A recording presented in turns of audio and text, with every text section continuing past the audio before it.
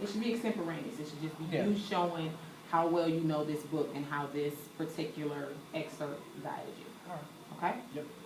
Okay, so in this chapter, chapter 17, it starts off with Ifeanyi talking about how she gave up that American accent. And this clearly kind of defines like who she is. So coming to America is like a mask.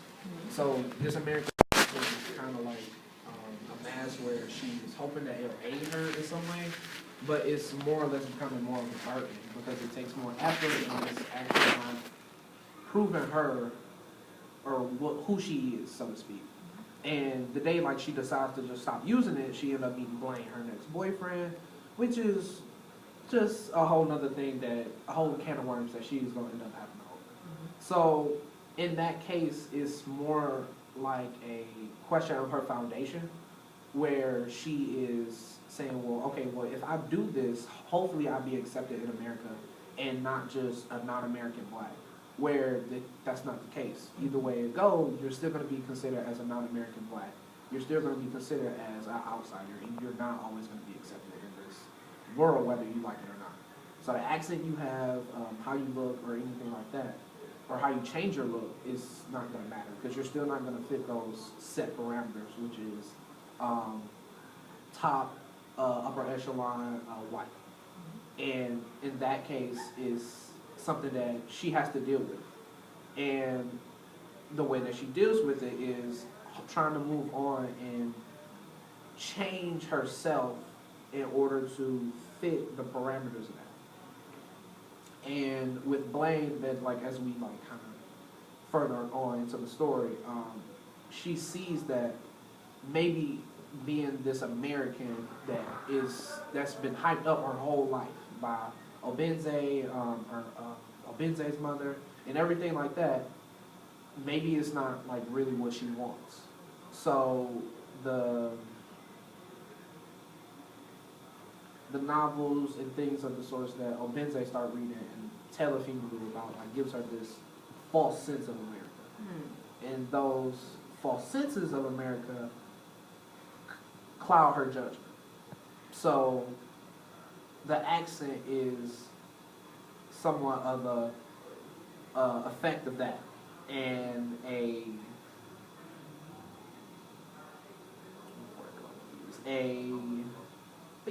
an effect of that.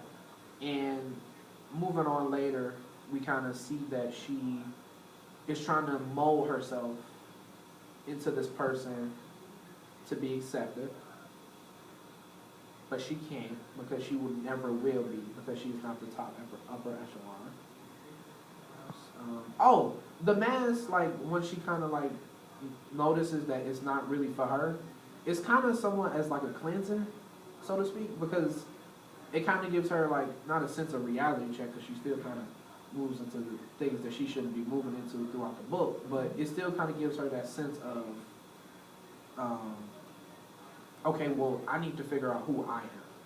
But of course, finding out who she is latching on to another person and feeding off of somebody else's identity to prove who she is. What else?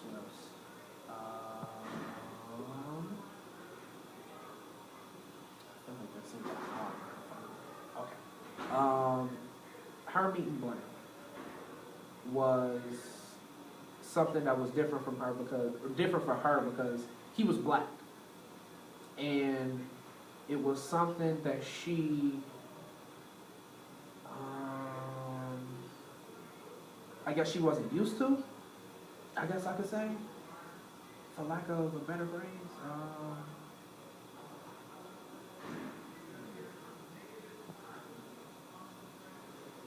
What else? I feel like I talked about everything.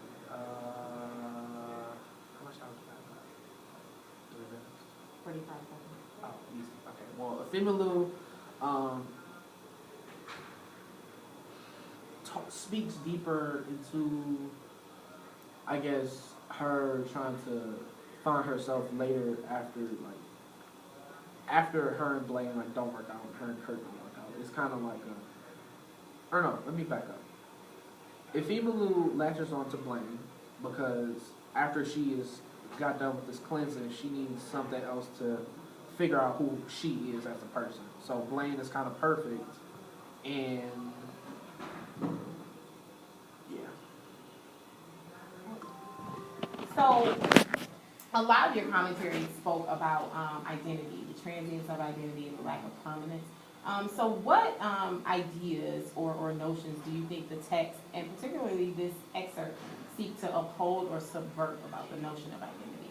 So when you think about identity, what are some things that the text really champions or suggests are positive about identity, and also issues that are subverted or suggested that perhaps they aren't? Okay. Well, okay. I know you've been in this situation where like you had a job interview, Mm-hmm. and the employer will ask you, "Where do you see yourself in 5 years?" Mm-hmm. Well, I feel like the book would answer a completely different person, because as we see in the book, Ifeolu changes or goes through these changes to be a person that fits in a better society, and goes through those roles in ways that I feel like other people would go through, but it's kind of special to her because she doesn't really have a basis or a base for who she is as like herself. Because personally, I feel like throughout the whole story, she's kind of like a teenager.